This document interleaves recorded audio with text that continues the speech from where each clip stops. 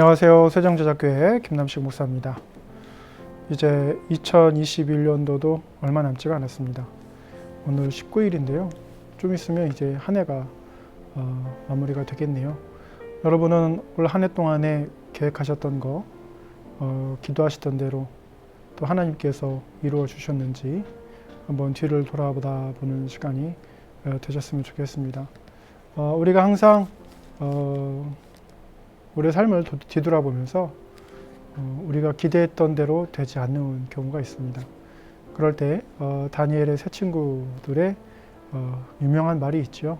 그리 아니하실지라도 라는 말이 있습니다. 그래서 사실 우리가 기도하고 또 바라고 소원하는 바들이 있지만 그대로 이루어지지 않는다고 해서 하나님이 살아계시지 않다거나 우리의 기도를 안 들어주신다거나 또 어떤 분은 더 심각하게 생각하셔서 하나님이 자신을 미워한다고 생각하고 벌 준다고 생각하시는 분들도 계시더라고요. 그런데 그런 하나님이었으면 우리를 위해서 예수 그리스도를 보내셔서 십자가를 지게 하지는 않으셨을 겁니다. 왜냐하면 독생자 아들을 주시기까지 우리를 사랑하셨기 때문에 우리가 바라는 것이 있지만 하나님의 뜻에 맞지 않아서 그 시기와 때가 맞지 않아서 하나님께서 안 들어주실 수도 있습니다. 그래서 낭망하지 마시고 올 한 해도 그리 아니하실지라도 감사함으로 또 마무리하시는 귀한 시간들 되시기를 바랍니다. 오늘은 창세기 두 번째 시간인데요. 창세기 1장 2절에서 5절 말씀 같이 함께 보시겠습니다. 창세기 1장 2절에서 5절 말씀입니다. 땅이 혼돈하고 공허하며 흑암이 깊음 위에 있고 하나님의 영은 수면 위에 운행하시니라. 하나님이 이르시되 빛이 있으라 하시니 빛이 있었고 빛이 하나님이 보시기에 좋았더라. 하나님이 빛과 어두움을 나누사 하나님이 빛을 낮이라 부르시고 어둠을 밤이라 부르시니라. 저녁이 되고 아침이 되니 이는 첫째 날이니라.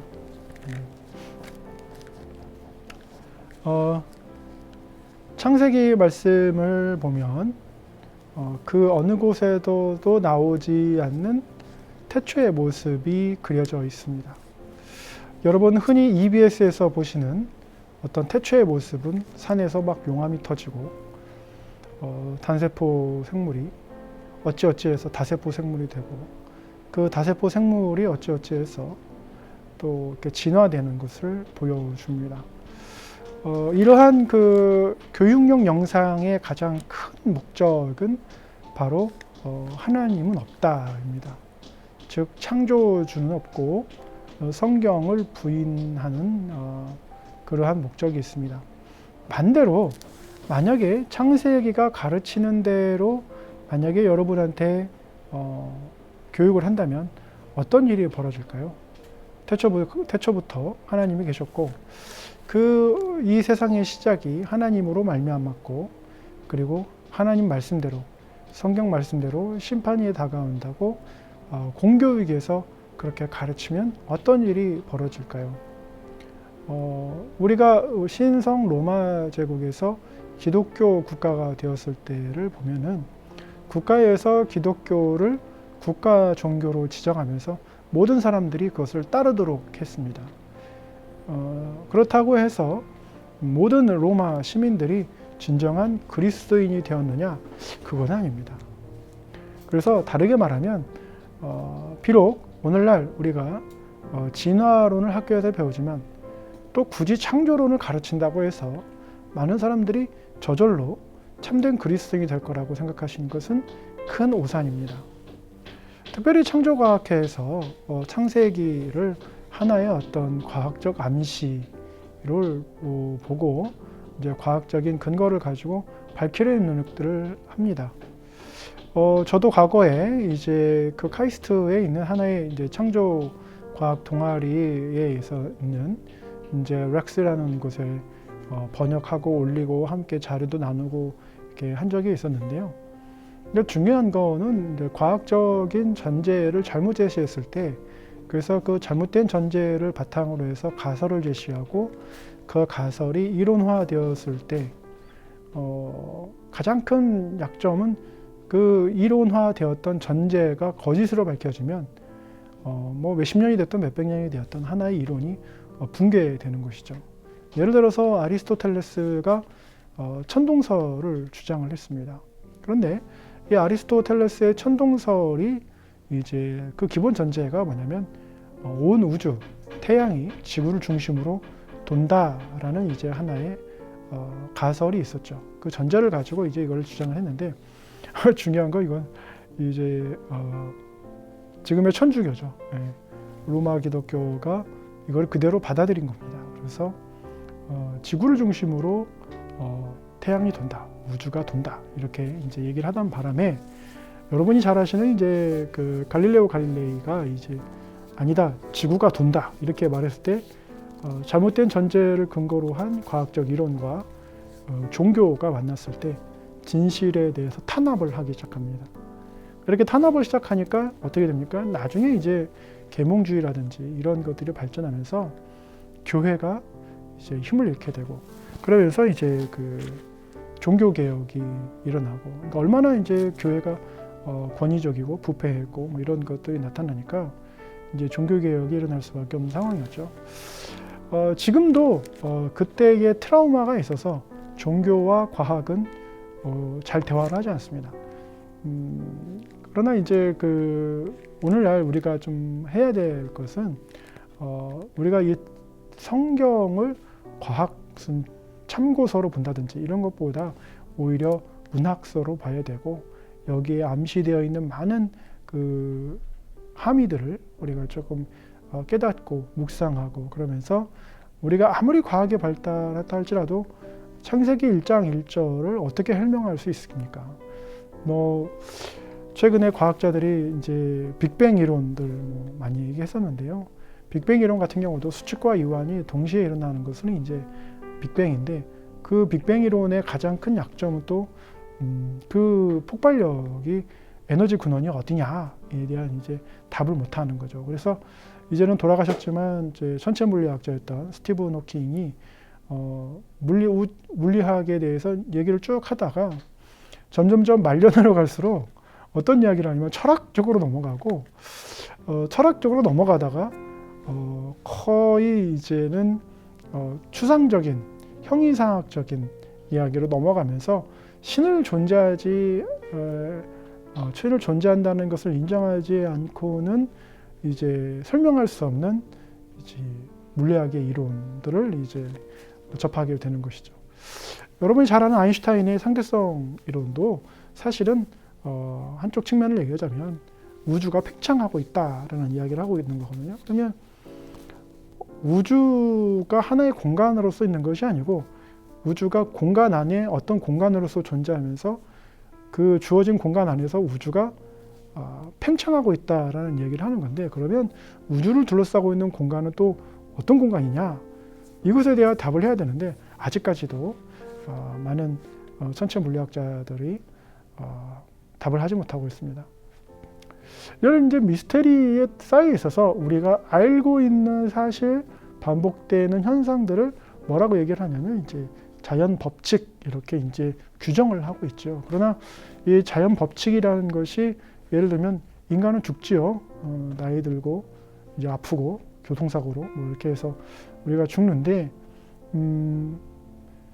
이 창세기 1장에서 나타나는 기적보다 좀 더 가까운 그 충격적인 기적은 바로 예수님께서 죽은 나사로를 살리셨다라는 거예요. 그거는 자연 법칙에 어긋나죠. 왜냐하면 인간은 죽으면서 다시 살아날 수 없는데 부활을 한다라는 것은 있을 수 없는 일인데 예수님께서 죽은 자를 살리셨다. 그리고 스스로도 죽은 자 가운데서 3일 만에 부활하셨다. 여기까지도 사실은 이제 우리가 말하는 자연 법칙에서 벗어납니다. 그래서 변종학자인 이제 로날드 메시는 우리 인간의 오감이 얼마나 제한적이냐. 현재 우리가 알고 있는 모든 것들이 제한된 오감으로 인해서 판단했을 때 얼마나 한계에 이루고 있는지 그 답을 할 때에.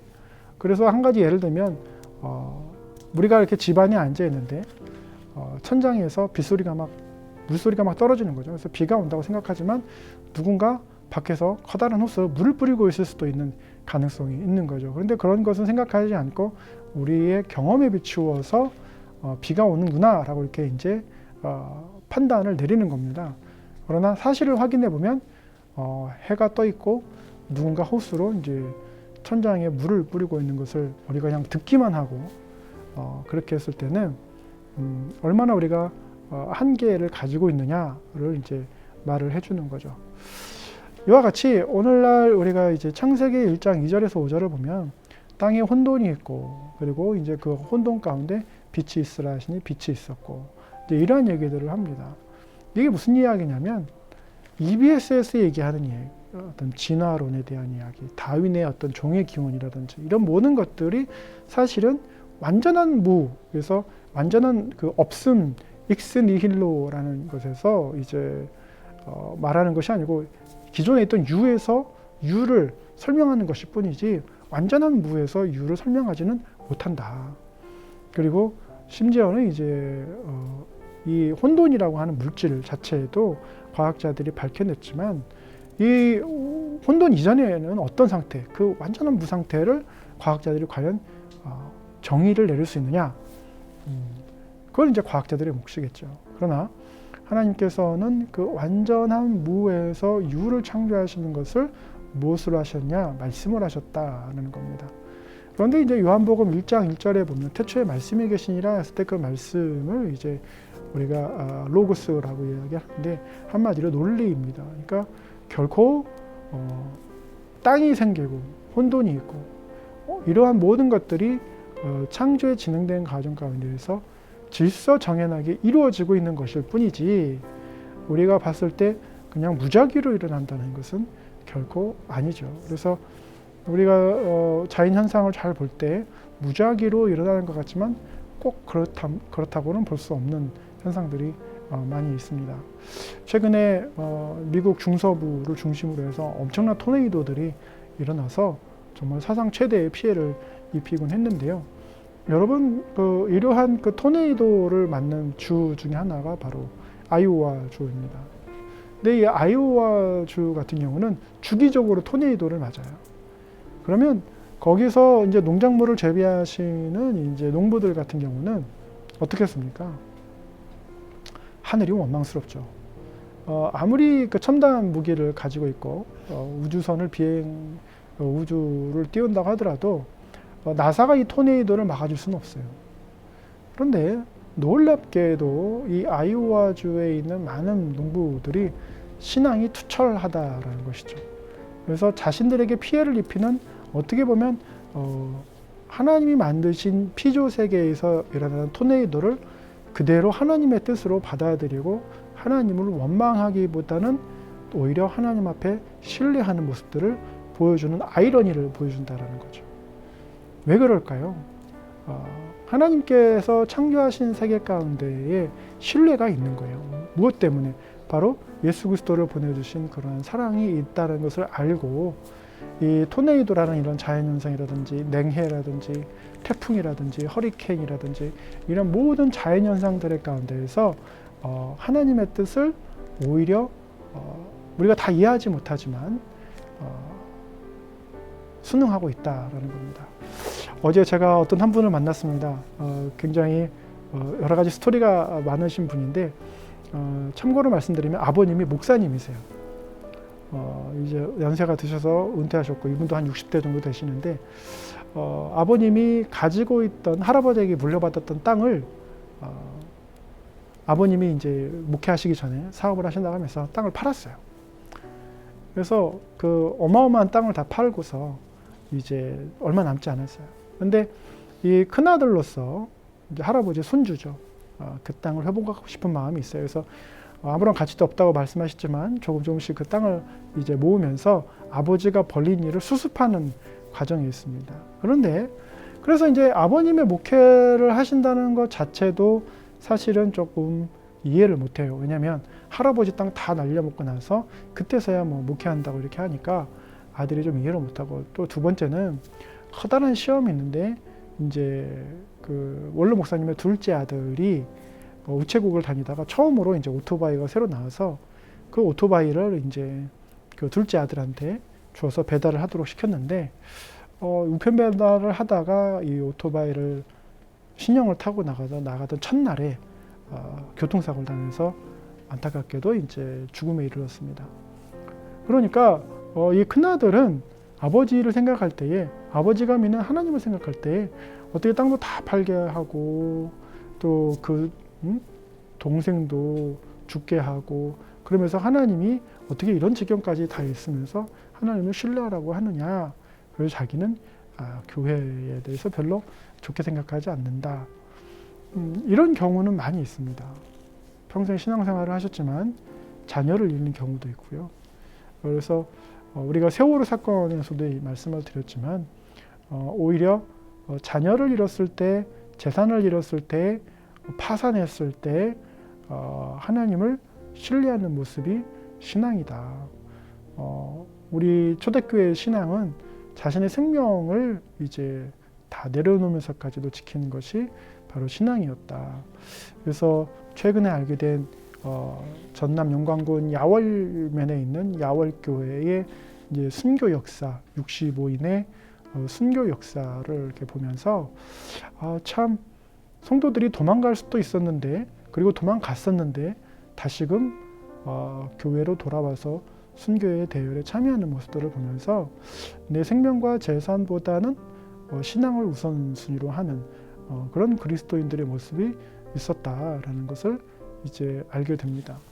그 이유는 왜 그렇습니까? 우리 창세기 1장 2절에서 5절 말씀에 보면 하나님이 이 세상을 창조하시고 어땠다? 보시기에 좋았더라. 이렇게 말씀하시는 것은 정말 그 좁은 의미에서의 어떤 우리의 신앙을 갖는 것이 아니라 정말 우주적인 그 넓은 의미에서의 어떤 하나님의 계획 속에 우리가 참여하고 있다는 것을 말해 주고 있습니다.